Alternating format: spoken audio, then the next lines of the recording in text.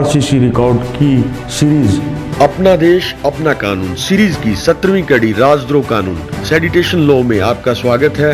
राजद्रोह कानून अंग्रेजी उपनिवेशी राज के काले कानूनों का जीता जागता उदाहरण है, जिसे आज तक झेला जा रहा है। कहीं न कहीं देश भर में इसके खिलाफ विरोध की आवाजें सुनने को मिल रही हैं। तो इस पर क्या कहना है श्री दिलीप जी जाखड़ का, आइए चर्चा को प्रारंभ करते हैं। चर्चा को प्रारंभ करने से पूर्व हमारे साथ एक फोन कॉलर जुड़े हैं, श्री बबलू जी जोरट साहब, स्वागत है आपका हमारे इस कार्यक्रम में। बताइए क्या सवाल है आपका।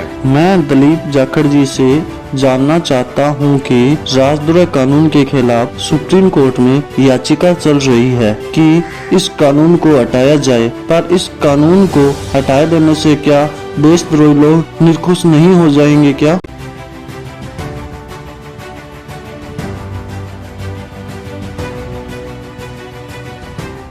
राजद्रोह कानून यानी सेडिशन लॉ आईपीसी में धारा 124A में जोड़ा हुआ है। जब लॉर्ड मैकाले ने इंडियन पेनल कोड की रचना की तो उन्होंने धारा 113 में से शामिल किया था, पर ईस्ट इंडिया कंपनी ने ये सोचा कि इससे स्थानीय लोगों में विरोध होगा और इस डर से उन्होंने इस धारा को हटा दिया। 1857 की क्रांति के बाद में अंग्रेजों ने सख्ती से इस आंदोलन को दबाया, बहुत खून खराबा हुआ और अंततः ईस्ट इंडिया कंपनी का खात्मा करके इंग्लैंड के राजा और रानी भारत के शासक बने। इसके बाद में सर स्टीफन नाम के अंग्रेज ने एविडेंस एक्ट 1872 में बनाया था। उन्होंने ही ये धारा आईपीसी में शामिल की। इस धारा का मतलब ये है कि अंग्रेजी राज के विरोध में अगर कोई भारतीय नागरिक कार्रवाई करता है तो वो दंडनीय है। आइए इसकी कानूनी भाषा पर संक्षेप में चर्चा करें। जो कोई व्यक्ति शब्द से, संकेत से या अन्य किसी तरीके से राज के खिलाफ घृणा, अपमान और अप्रेम पैदा करेगा या उसका प्रयास करेगा, वो राजद्रोह की परिभाषा में आता है।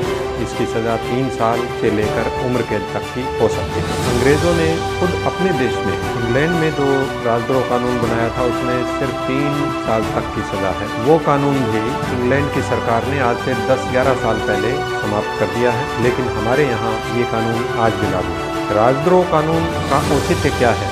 सबसे पहले आइए इस सवाल पर चर्चा करें। लोकतंत्र में सरकार को और राज को बदलने का अधिकार जनता के पास होता है, यही लोकतंत्र की बुनियाद। इसके बारे में अगर सरकार की निंदा की जाए या इसके विपरीत प्रचार किया जाए, विपक्षी पार्टी उसको हराने का अपना मत पेश करे, तो जनता को अधिकार है कि विपक्ष की बात सुन के, की आलोचना को सुन के अपना मत बनाए और चाहे तो सरकार को रखे और चाहे तो सरकार के खिलाफ वोट देकर उसको हटा सके। लेकिन अंग्रेजों ने जो कानून बनाया था वो लोकतंत्र का जमाना नहीं था, वो उपनिवेशी और सामंतशाही का जमाना था। उसमें राज की निंदा करने को अपराध माना गया था, जो आज के लोकतंत्र के बिल्कुल विपरीत है। ऐसी स्थिति में इस कानून के खिलाफ कई आवाजें उठी हैं। लॉ कमीशन ने आज से 50 साल पहले ये राय दी थी कि इस कानून को बनाए रखा जाए, लेकिन उसके 10 साल बाद ये राय दी कि कुछ सीमाओं के साथ इसको लागू रखा जाए। फिर लॉ कमीशन ने समय के साथ अपना विचार बदला और 2018 में ये रिपोर्ट दी कि इस कानून को खत्म कर दिया जाना चाहिए। 2 हाई कोर्ट इसके खिलाफ फैसला दे चुके हैं और सुप्रीम कोर्ट में भी इसके खिलाफ फैसला एक बार आया है। हाल ही में एक याचिका रिटायर्ड फौजी अधिकारी ने दायर की है और माननीय उच्चतम न्यायालय ने सरकार से ये पूछा है कि जो कानून गांधी और तिलक को दबाने के लिए बनाया गया था, आज उसकी क्या जरूरत। इस तरह की रिपोर्ट सरकार से मांगी गई। लॉ कमीशन ने भी इस बारे में जनता से मत मांग रखे हैं। ऐसी स्थिति में इस पर विचार करना बहुत जरूरी है और आइए अब हम इस पर विस्तार से बात करें। अंग्रेजों का 101 देशों और उपनिवेशों पर कब्जा था। उन उपनिवेशों को दबाए रखने के लिए उनको दमनकारी कानूनों की जरूरत थी। ये कहा जाए कि उस समय वो उस वक्त की जरूरत थी, उन्होंने उसको लागू किया। लेकिन अब हमें इसको देखना है कि आज ये हमारे अनुकूल है या प्रतिकूल। नेहरू जी ने जब उनके खिलाफ इस धारा के तहत कार्रवाई की गई आज़ादी से पहले, तो उन्होंने कहा था कि इस कानून को जितनी जल्दी खत्म किया जाए उतना ही अच्छा हो। महात्मा गांधी ने इस कानून को दमनकारी कानूनों का राजा बताया था, लेकिन आज़ादी के बाद सरकारों ने इसे बनाए रखा। श्री जवाहरलाल नेहरू की पुत्री श्रीमती इंदिरा गांधी ने अपने शासन में इस कानून को हटाने की बजाय और मजबूत बनाया। उन्होंने इसे संज्ञेय यानी कॉग्निजेबल बना दिया, जिसमें बिना वारंट के भी किसी की गिरफ्तारी हो सकती है। इस कानून के दुरुपयोग के कई नमूने हैं, आइए देखें।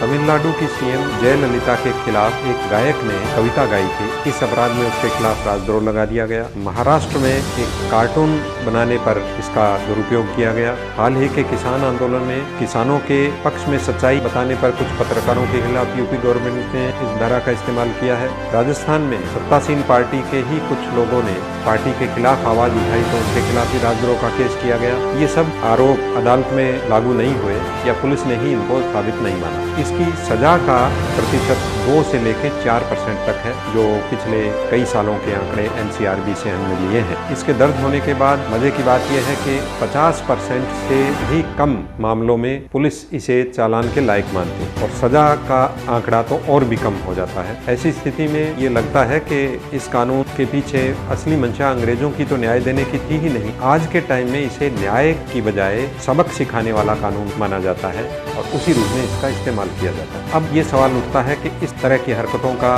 दुष्परिणाम क्या होता है। जनता जब किसी कानून से नाराज होती है, आम जनमानस उसके खिलाफ हो जाता है, तो असली खतरे भी उसमें अनदेखे कर दिए जाते हैं। जहां असल में देशद्रोह होता है वहां भी इस तरह की हरकतों से विरोध होने लगता है। जम्मू कश्मीर में जिन लोगों ने आतंकवादी हरकतें की, उन्हें एक सरकार ने सेफ पैसेज देके पाकिस्तान जाने का मौका दिया था। एक नेता ने तो आतंकवादियों को काबुल तक विदाई दी थी और वहां उनको सुरक्षित छोड़ के आए थे। कसाब ने आतंकवादी हरकत को अंजाम दिया था, लेकिन उसकी फांसी के खिलाफ कई संगठन खड़े हो गए और उसकी फांसी लंबित होती रही। इससे पुलिस और सरकारें तो बदनाम होती हैं, जो असली देशद्रोही तत्व हैं वो भी बच जाते हैं। जाखड़ साहब से चर्चा जारी रहेगी। इसी बीच फोन कॉलर जुड़े हैं डॉक्टर चंद्र प्रकाश बंसल जी, स्वागत है आपका। बताइए क्या प्रश्न है आपका।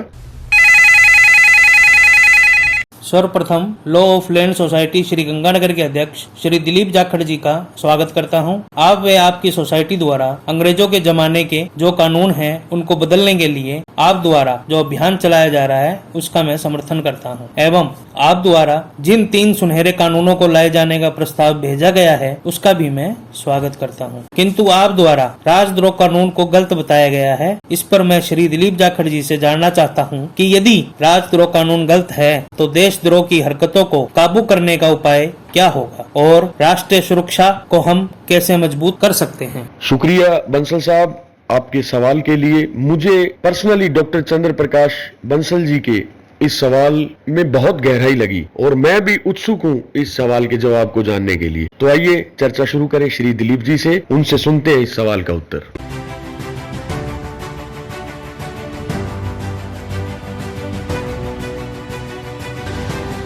मैंने अपनी पुलिस की नौकरी में भारत पाकिस्तान बॉर्डर पर सेवाएं दी। उसमें मैंने और हमारी टीम ने 4 देशद्रोहियों को एनएसए के तहत गिरफ्तार किया था। पाकिस्तान से हिंदुस्तान में बड़ी मात्रा में हथियारों का जखीरा लाने वाले लोगों को टाडा के तहत हमने गिरफ्तार किया। लेकिन इसका मतलब ये नहीं है कि किसी आदमी ने कार्टून बना दिया या कोई नारा लगा दिया तो उसको भी देशद्रोह और राजद्रोह की परिभाषा में ले लिया जाए। अब आइए इसके उपाय के बारे में सोचते हैं। हमें अच्छे देशों के अच्छे कानूनों से इसकी तुलना करनी चाहिए। जैसा इंग्लैंड में हमने देखा कि खुद इंग्लैंड ने इस कानून को आज के लोकतंत्र के खिलाफ मानते हुए खत्म कर दिया। अमेरिका ने 1918 में सेडिशन एक्ट बनाया था, जो उससे पहले के जासूसी और देशद्रोह कानूनों में कुछ फेरबदल करके उन्होंने बनाया। मेरे विचार में वो कानून बिल्कुल सही है। अपने देश के साथ गद्दारी करते हुए दुश्मन देश को जासूसी उपलब्ध कराना और देशद्रोह करना, ये वास्तव में एक अपराध है जिसके खिलाफ सख्त कार्रवाई होनी चाहिए। लेकिन उन्होंने सरकार की या राज की निंदा करने को इसमें शामिल नहीं माना। लॉ कमीशन ने भी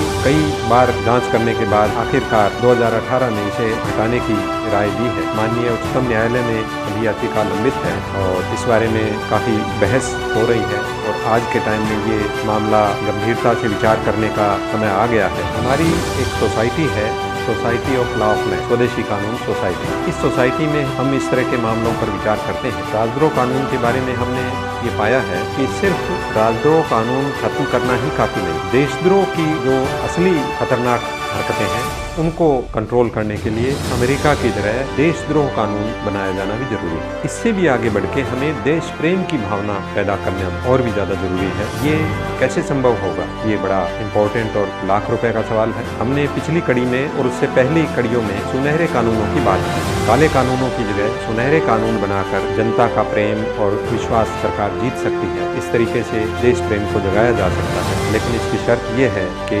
दमनकारी उपनिवेशी कानूनों को लागू रखने की बजाय हम जनहित के और जन कानून बनाएं। काले कानूनों की जगह सुनहरे कानून बनाएं। सिर्फ बुरे कानूनों को हटा देना काफी नहीं है, क्योंकि उससे बुराई तो खत्म हो सकती है लेकिन अच्छाई पैदा नहीं हो सकती। अच्छाई पैदा करने के लिए हमें अच्छे कानून बनाने ही होंगे। अच्छी कानून व्यवस्था लोक सेवकों में और नेताओं में समाज हित की भावना जागृत करना और उनमें एक दृढ़ संकल्प पैदा करना तो तभी हो सकता है जब अच्छी कानून व्यवस्था हम लागू करें। और इसी के लिए स्वदेशी कानून सोसाइटी प्रयासरत है। हम समाज के सब प्रबुद्ध लोगों से ये निवेदन करते हैं कि वो इस काम में साथ आएं और अपना रोल निभाएं।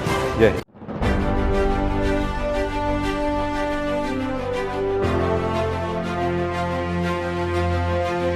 धन्यवाद दिलीप जी। कड़ी दर कड़ी हमसे दर्शकों का जुड़ाव बढ़ता जा रहा है। ईमेल, व्हाट्सएप, फोन के जरिए लगातार दर्शक हमें शुभकामनाएं प्रेषित कर रहे हैं। साथ ही बहुत से दर्शकों के कुछ सवाल हैं जो आने वाली कड़ियों में श्री दिलीप जी उन सवालों के उत्तर देंगे। जल्दी से चैनल सब्सक्राइब करें, साथ ही बेल आइकन दबाएं ताकि आपको नई नई अपडेट्स, नई नई सूचनाएं मिलती रहें। धन्यवाद।